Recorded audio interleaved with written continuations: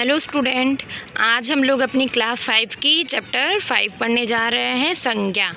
कौन सा चीज़? संज्ञा यानी नाउन। ठीक है, ये हमारे चैप्टर का नेम है संज्ञा। तो आइए इसके बारे में हम लोग पढ़ते हैं। निम्नलिखित अनुच्छेद को ध्यान से पढ़िए। अंकित, कुशल व संजना छुट्टियों में शिमला गए। उनकी बिल्ली पूसी भी साथ गई। उन्होंने शिमला में कुफरी व संग्रहालय की सैर का मज़ा लिया। माल रोड से कुछ खिलौने व उपहार भी खरीदे। लौटते समय उन्होंने जाखू मंदिर देखा। वे उसकी सुंदरता से प्रभावित हुए। ऊपर दिए अनुच्छेद में रंगीन शब्द नाम है, जैसे अंकित, कुशल, संजना, बिल्ली, पूसी। ये किसके नाम है? व्यक्तियों व पशुओं के नाम। शिमला, कुफरी, संग्रहालय, माल रोड, जाखू मंदिर, किसके नाम है? स्थानों के नाम। खिलौने, उपहार किसके नाम है? वस्तुओं के नाम। मज़ा और सुंदरता है किसके नाम है? भावों के नाम। तो ये सभी संज्ञा शब्द हैं। ठीक है बेटा, तो मतलब इन सब का नाम है, तो ये सब संज्ञा शब्द हैं। किसी वस्तु, व्यक्ति, स्थान, प्राणी अथवा भाव का बोध कराने वाले शब्द संज्ञा कहलाते हैं। जैसे स्थान का एग्जाम्पल हो गया लाहौर, अमृतसर, कन्याकुमारी, मुंबई आदि। वस्तु में चारपाई, अलमारी, टीवी, रेडियो आदि। प्राणी में कबूतर, बच्चा, हाथी, अध्यापक आदि। ओके। और भाव में मित्रता, शत्रुता, प्रेम, घृणा आदि। तो ये सब संज्ञा शब्द हैं। तो आइए आगे पढ़ते हैं। आपने जाना किसी व्यक्ति, वस्तु, स्थान या प्राणी के नाम का बोध कराने वाले शब्द संज्ञा कहलाते हैं। संज्ञा शब्द भावों का भी बोध कराते हैं। आप जानते हैं, अपनी उत्तर पुस्तिका में निम्न तालिका बनाइए व इन शब्दों को उपयुक्त शीर्षक के नीचे लिखिए। तो ये बेटा आपको मतलब रीडिंग करना है बस, इसमें ज़्यादा कुछ करना नहीं है। मित्रता, दिल्ली, पेंसिल, रवि, राष्ट्रीयता, गाय, मेज, अमित, पंजाब, भाईचारा, सलीम, बकरी, कप, अमृतसर, भेड़, अदरक, ममता। ठीक है, उसके बाद है अगला पेज। इसमें फिल कर लेना है जो बेटा जो नाम दिया गया है ना, आप लोग इसमें फिल कर लीजिएगा। व्यक्ति में व्यक्तियों का नाम, वस्तु में वस्तुओं का नाम, स्थान में स्थान वाला नाम, प्राणी में प्राणियों का नाम, भाव में भाव का नाम। तो आप जो उसमें पीछे क्लू बॉक्स दिया था उसमें से आप अपनी बुक में फिल कर लीजिएगा। संज्ञा के भेद। संज्ञा कितने भेद है? 5। व्यक्तिवाचक, जातिवाचक, भाववाचक, द्रव्यवाचक, समूहवाचक। व्यक्तिवाचक संज्ञा आइए पढ़ते हैं हम लोग। व्यक्तिवाचक क्या है? किसी विशेष व्यक्ति, वस्तु अथवा स्थान का बोध कराने वाले शब्द व्यक्तिवाचक संज्ञा कहलाते हैं। जैसे आज तो महेंद्र सिंह धोनी ने रंग जमा दिया। कल हम सब अक्षरधाम मंदिर देखने गए थे। सर्दियों में अदरक की चाय स्वादिष्ट लगती है। तो ये तीनों बेटा जो कलरफुल लिखे गए हैं रंगीन शब्द, ये हमारे व्यक्तिवाचक संज्ञा है। फिर है जातिवाचक संज्ञा। किसी विशेष जाति की वस्तुओं, प्राणियों और स्थानों का बोध कराने वाले शब्द जातिवाचक संज्ञा कहलाते हैं। जैसे चित्रकार ने सुंदर चित्र बनाया। तो चित्रकार तो बहुत सारे लोग हो सकते हैं, तो ये चित्रकार की जाति। कवि ने एक हास्य कविता सुनाई। मेरी पुस्तक में शिक्षाप्रद कहानियाँ हैं। तो बेटा ये जातियाँ हैं, मतलब पुस्तकों में भी बहुत सारी जातियाँ हो सकती हैं। कौन सी पुस्तक? इंग्लिश की, हिंदी की, संस्कृत की। ठीक है, तो ये पुस्तकों की जातियाँ, ये कवि की जाति, ये चित्रकार की जाति। तो अगला है हमारा भाववाचक संज्ञा। किसी वस्तु, व्यक्ति अथवा स्थान के गुण, कर्म, भाव, अवस्था व दशा आदि का बोध कराने वाले शब्द भाववाचक संज्ञा कहलाते हैं।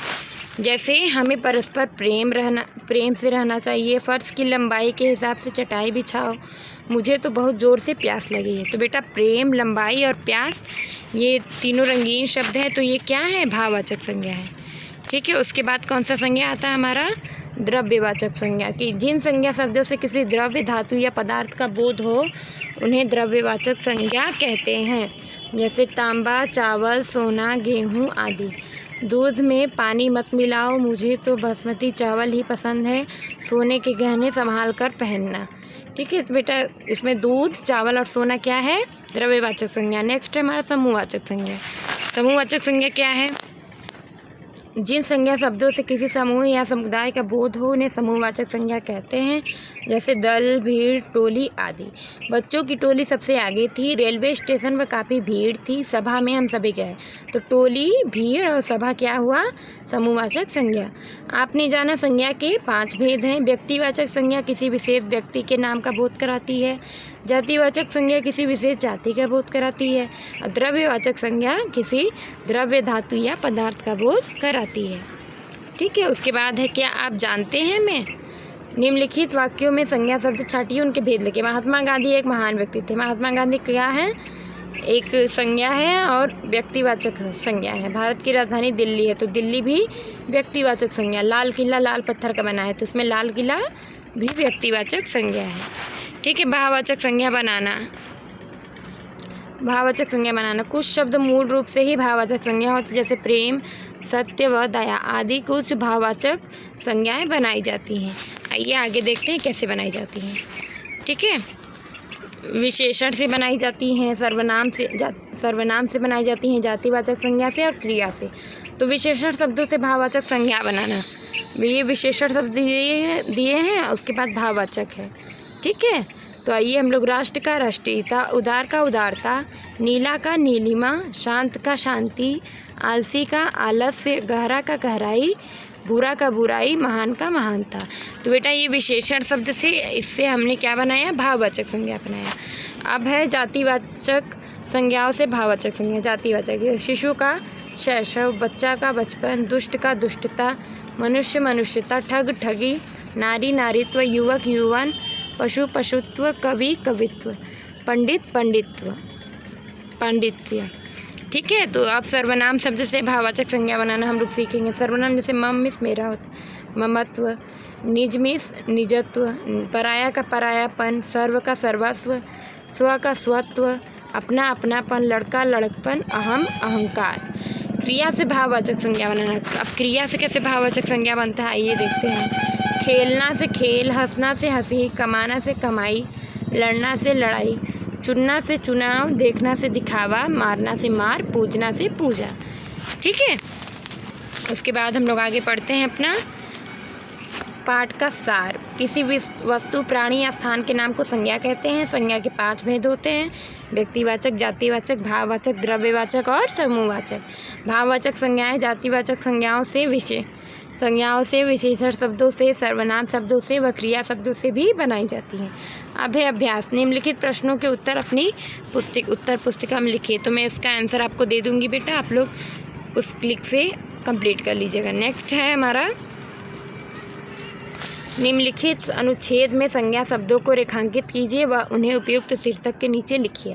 जैसे बेटा ये पूरा पैसेज दिया गया है, इसमें से हमें संज्ञा शब्द को सर्कल करना है और फिर इसमें जो है वो व्यक्तिवाचक जो संज्ञा है इसमें व्यक्तिवाचक लिखेंगे, जातिवाचक में जातिवाचक, भाववाचक में भाववाचक संज्ञाएं, समूहवाचक में समूहवाचक। तो मैंने बेटा अंडरलाइन भी किया है। गणतंत्र दिवस क्या है? व्यक्तिवाचक। दिल्ली क्या है? व्यक्तिवाचक। लाल किला भी व्यक्तिवाचक। देश, पर्व और शहीद क्या है? जातिवाचक है। स्वतंत्रता, आनंद और बलिदान भाववाचक है। समारोह, सेना और भीड़ समूहवाचक है।